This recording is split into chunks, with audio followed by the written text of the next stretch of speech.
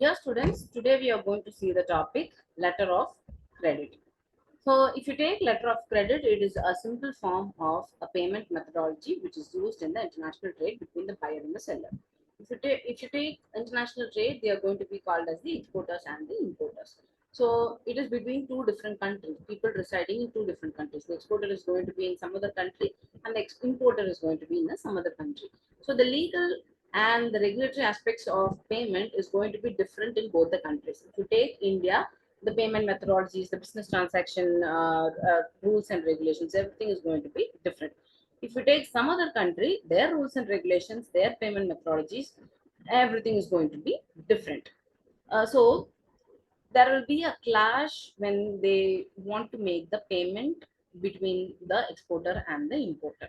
So for this purpose only, this letter of credit came into force, where the banker will be the intermediate between the exporter and the importer.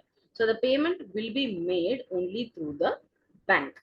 Say for example, if you are knowing that other person who is residing in the other country, say for example, a person is in India, is exporting some product to Dubai. So a person residing in India will be called as the exporter, and the other person will be called as the importer. If they both know each other, if they are having a long business for a longer period of time, they are having business for a longer period of time, so they'll be knowing each other, so they know the genuinity of that particular person, whether that person will make the payment on the right time or not. So everything the exporter will know before sending the goods. But what happens if you don't know the other person, or what happens if you don't know to whom you are selling the product in some other country? So we might not be knowing the other person. So what happens, you will not be knowing the genuinity of that particular person, whether that person will make the payment or not. So there will be a risk for the exporter. So for this purpose, what the exporter will do is, they will guide the importer to get a assurance from the banker that this person will make the payment on the right time. So it is kind of an assurance given by the bank. So first of all, this particular method was used by the British merchants, and day by day, nowadays, it has been universally accepted method of payment for the international trades. So if you take letter of credit, it is also known as documentary credit, and it is the most commonly accepted instrument of settling international trade payments. As I said earlier, this type of payment method is going to be used in the international trade payments between the exporter and the importer. So a letter of credit is an arrangement whereby bank, so this is going to be the little process of how this letter of credit works. First thing, a letter of credit is an arrangement whereby bank acting at the request of a customer, the importer or the buyer. So what happens is, there are two persons involved, the exporter and the importer. So the exporter is asking for assurance from a bank. So what the importer will do, he will go and contact his banker, and he will make necessary arrangements for getting letter of credit from his bank. So this is the first thing. Second thing, undertakes to pay for the goods and services to a third party. So what the bank will do, the bank will undertake to make the payment on behalf of the importer. So that is the second thing. Third thing, to a third party by a given date. So who is the third party here? The exporter or the beneficiary is going to be the third party. So to be very simple, a letter of credit is nothing but an arrangement which is made by the importer for the purpose of undertaking to make payment for the third party, which is called as the importer, on a given date. So they'll be mentioning the date also on documents being presented in compliance with the conditions laid down. So they might be having certain conditions which has to be followed. So that will be between the exporter and the importer. So for each exporter and importer, the conditions or the documents is going to be different. So the basic criteria is going to be, the importer will make arrangement through his bank for the purpose of undertaking to make the payment to the exporter. So this is the basic process of working of a letter of credit. So the small thing will explain on the whole what is this letter of credit is all about. So next we are going to see who are all the parties involved in letter of credit. So basically, if you see, there are 5 parties involved in a letter of credit. So the first one is going to be the applicant, or you can also call him as a buyer or an importer or an opener. So first thing, as I told you earlier, the importer is going to make the arrangement through his bank. So first party is going to be the importer. So he is the person who applies to the bank for the purpose of getting a letter of credit from the bank. So that is the first party involved, which is the importer who makes arrangements to get the letter of credit. The second party is going to be the issuing bank or the importer's bank. So importer is there. Say for example, if the importer is in US, so he'll be having bank transactions with some other bank, right? Say for example, you can take Standard Chartered Bank. So with that particular bank, the importer might be having a business transaction. So that particular bank from where he is getting the letter of credit is called as the issuing bank. So the first party is the importer. Second one is the importer's bank.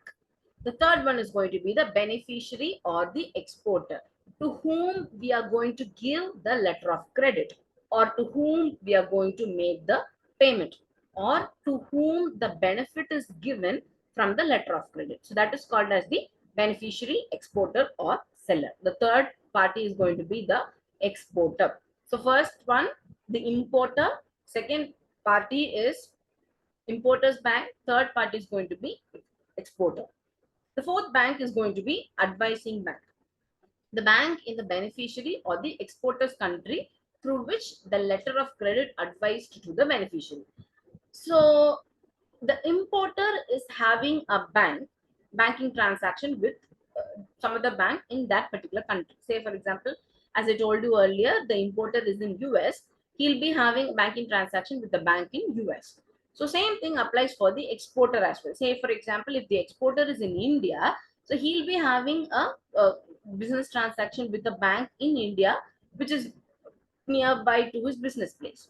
So that particular exporter's bank is going to be called as the advising bank, which will check the authenticity and the genuineness of the letter of credit which is given to the exporter. So the importer will have a bank, so that is the second party, and the fourth party is going to be the exporter's bank.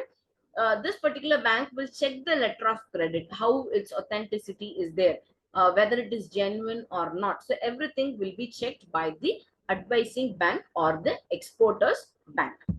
So first thing, importer. Second party, importer's bank. Third one, exporter. Fourth one, exporter's bank. The fifth one is going to be the confirming bank. So when a person is not very much satisfied with the letter of credit received from the importer, he will be going for a confirmation.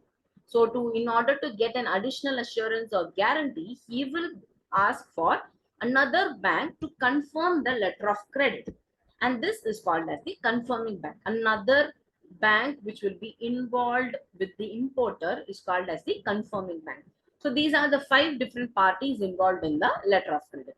So next we are going to see what are the different types of letter of credits we have. The first letter of credit is going to be a revocable letter of credit. Next we have irrevocable.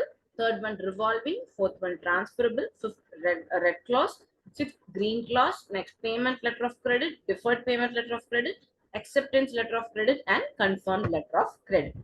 So the first type of letter of credit is going to be revocable letter of credit. So what do you mean by revocable letter of credit? It is a letter of credit which can be cancelled or which can be modified at any point of time without giving prior notice to the beneficiary. So who is the beneficiary? Always keep it in mind. The beneficiary is the exporter. Okay.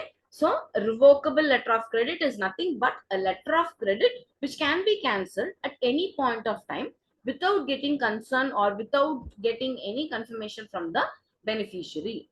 Okay, so this is called as revocable letter of credit. So these types of letter of credits are not very safe for the exporter, because at any point of time the letter of credit can be cancelled. So it will be a risk for the exporter. So he will be facing a lot of risk. So these types of letter of credits need to be avoided by the exporter. So the next letter of credit is going to be irrevocable letter of credit, which is going to be a complete contrast to the first one we saw. So in terms of revocable, it is cancelable. It is you can cancel at any point of time. You can modify it, or you can do any changes at any point of time without any concern. But here, if you take irrevocable letter of credit, here it is a credit which it is a letter of credit which cannot be cancelled or which cannot be amended without the consent of all the parties. So here, if you want to cancel, or if you want to make any changes, or if you want to make any modifications in the letter of credit, you need to get concern from all the parties involved. So you have to confirm with your importer, exporter, exporters bank, confirming bank. So you have to get concern from all the parties involved. Only then you will be able to cancel or amend or modify the letter of credit. So there are two different contradicts between the revocable and irrevocable letter of credit. The third one is going to be revolving letter of credit. So here, in terms of a revolving letter of credit, you can renew or reinstate the value of letter of credit. So what do you mean by the value of letter of credit? So understanding the value is very important in terms of letter of credit. So say, for example, a person is in India who's an exporter. He's exporting some products, some kind of products to a person in US. So he's sending products worth 50 lakhs of rupees. So that 50 lakhs is going to be the value for your letter of credit. So it's not just the 50 lakh rupees. So that 50 lakh rupees, along with the 50 lakh rupees, you can include all the transport expenses, all the warehouse expenses, and so on. Okay, so all these are combinedly together called as the value of letter of credit. So say, for example, another example, if I'm sending products worth rupees just 10 lakhs, the letter of credit value is going to be for 10 lakhs. So this is the value for letter of credit. But in terms of revolving letter of credit, you can renew or you can reinstate the letter of credit value. Why this renewal is needed, or why we are going to reinstate the letter of credit value? Say, for example, the other person is in US, the importer is asking for 100 laptops. The exporter is not able to export 100 laptops. So he is able to export only 80 laptops. So, so the next thing what he has to do is he has to reinstate or renew the value. So first letter of credit, they would have mentioned the value of 100 laptops which he has asked for, right? But the exporter is not able to provide 100 laptops, so he is going to send only 80 laptops. So the value is going to differ now, right? The value is going to decrease for the other 20 laptops which we have not sent it to the other person in US. So here the problem arises with the amount. So when these types of situation arises, the amount will be either increased or decreased based on the reasons. So this is renewal or reinstating the value. So this is called as revolving letter of credit. So the next letter of credit is going to be transferable letter of credit. So here, if you take transferable letter of credit, you can transfer your letter of credit from one person to the other person. So one beneficiary, the first beneficiary. So who is the beneficiary? Always the exporter is the beneficiary. So what the exporter can do is he can transfer it to some other second beneficiary. So that is also possible. The only thing that is very important here in terms of transferable LOC is that the name transferable should be mentioned in the letter of credit. Towards the right hand side corner, transferable, that word has to be mentioned. Only then the letter of credit can be transferred. One more important thing in transferable letter of credit is that you can transfer it only one time. Say, for example, the first beneficiary is transferring it to the second beneficiary, and the second beneficiary cannot transfer it to the third beneficiary. However, if he wants, he can retransfer it to the first beneficiary or the first person to whom from he has received the letter of credit. So the letter of credit can be transferable at only one point of time. The first person can send it to the second person. The second person cannot transfer it to the third person. But the only thing he can do is he can retransfer it to the first person or the first beneficiary. And another important thing is transferable word has to be mentioned in the letter of credit. So this is called as transferable letter of credit. Next, if you see red clause letter of credit. So this types of letter of credit which will be printed in a red sheet. So the usual letter of credit will be printed in a white sheet, but this red clause letter of credit will be printed in a red color sheet. That is one thing. Second thing, for what purpose this letter of credit is used. So when you want to avail an advance amount, when the exporter is demanding for an advance amount, then they can go for a red clause letter of amount. Say, for example, one person is in India, wants to send some products worth 50 lakh rupees. In order to produce the product worth 50 lakh rupees, he need money of 10 lakh rupees. He's asking for 10 lakh rupees. So he is asking as an advance from the importer. He is not asking the whole amount before even starting the production or before even sending the product. He is demanding for an advance amount from the importer. So what will happen at that point of time? They can make use of this red clause letter of credit. So this type of letter of credit is used only when the exporter is asking for the advance amount from the importer. The next letter of credit is green clause letter of credit. So it is an extended version of the red clause letter of credit. So letter of credit, what we saw, when a person is availing advance, will be providing red clause letter of credit. Here in terms of green clause letter of credit, when they are asking money for warehousing the products. Say, for example, after producing all the products, we have to store it in some place. So we cannot just dump the products in the plant or in the office itself. So it has to be stored in a proper warehouse. So if you want to store the products in a warehouse, you have to spend a lot of money for the warehousing as well. So in order to spend money for the warehouse, if the exporter is asking for money, then it will be coming under the category of green clause letter of credit. Here, the document should be attached with the green clause letter of credit. So when you are storing your product in a warehouse, they'll be giving the warehouse receipts, right? So those receipts has to be attached with the letter of credit. The next type of letter of credit is going to be payment letter of credit. So from the name itself, we can understand it is going to be on a payment basis or site basis. So what do you mean by site basis? When you see the product through your own eyes, you're going to make the payment. Okay. Unless and until I see the product by my own eyes, I'm not going to buy the product. Only after I see the product for what I have ordered, I will recheck everything. Say, for example, if I've ordered 100 laptops, I'll be checking each and every laptops. I'll be checking the configurations and so on and everything. I'm seeing my laptops with my own eyes, and then only I'm going to provide the letter of credit to the exporter. So this is payment letter of credit. The next type of letter of credit is going to be deferred payment letter of credit. So deferred payment, we usually call it as an installment basis letter of credit.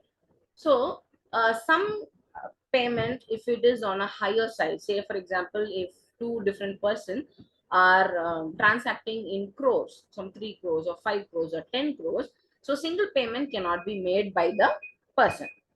So at that point of time, they can go with the deferred payment letter of credit. So here the amount will be given based on the installment basis, like 6 months once or 1 year once, whenever the date is given by the exporter or the importer. In those dates, the payment will be made on installment basis, either 3 installments or 6 installments or 2 installments. However, the exporter and importer have a conversation with, they can go on with the installment based letter of credit. So here in terms of letter of credit, uh, they're not going to ask anything called as the bill of exchange. So without the drawing of bill of exchange only, you're going to give the letter of credit. Bill of exchange is not involved in this type of letter of credit. And next one, if you take the acceptance letter of credit, it is very similar to deferred payment, but the only difference is that here bill of exchange is a must. So we all know bill of exchange is the type of a negotiable instrument, right? So that is not involved in deferred payment letter of credit, while bill of exchange is involved in acceptance letter of credit. The last letter of credit is going to be confirmed letter of credit. A confirmed letter of credit is a letter of credit to which another bank has added its confirmation. So the fifth party we saw, right? So we saw five parties involved in letter of credit. So the last party involved in the letter of credit is the confirming bank, right? So the other bank which confirms or which gives the reassurance or which gives the genuineness of the letter of credit, right? So when this letter of credit is issued through that particular confirming bank, then we call it as a confirmed letter of credit. So next we are going to see what are the documents needed under a letter of credit. So these are the different types of documents that are needed while providing the letter of credit. Bill of exchange, invoice. So we all know bill of exchange, it is a negotiable instrument which is exchanged between the buyer and the seller. Next we have invoice. So we all know what is meant by an invoice. So the title of the products, the description of the products, the value of the products, the from and to address of the buyer and the seller, everything will be mentioned in the invoice. Next we have these transport documents. So transport documents, if you see, when you are sending the goods by sea, then bill of lading documents has to be attached along with the letter of credit. So a person is in US, say for example, a person is in Sri Lanka and a person is in India. They are transacting through shipways. They are sending the goods through shipways means then they have to attach this bill of lading document along with the letter of credit. Next, say for example, if the products is being sent through airways or through flight, then airway bill has to be attached with the letter of credit. Next, post parcel receipt or courier receipt. So if you're sending through land base, you're sending it through courier service or parcel service, then those receipts and documents has to be attached along with the letter of credit. Next, we have insurance documents. So when a person is involving in an export and import, or when a person is sending the goods through ship or air or through land, there are some situations, some situations might occur that some damages might occur to those products. So what the seller will do is they will insure all those products, right? So every buyer will do the every seller will do this insurance things. So those insurance documents will also has to be added along with the letter of credit. Next, other additional documents, if at all they are having, then they can go for attaching those documents along with the letter of credit as well. So this is the main gist of letter of credit. So today we have seen what is the meaning of letter of credit, for all the parties involved in letter of credit, how this letter of credit process works, how it starts with the importer and ends up with the exporter's bank, and the amount, how the amount is credited, and what are the documents which has to be attached along with the letter of credit. And finally, we have also seen the what are the different types of letter of credits we have. So I hope you all would have understood this particular topic. Thank you.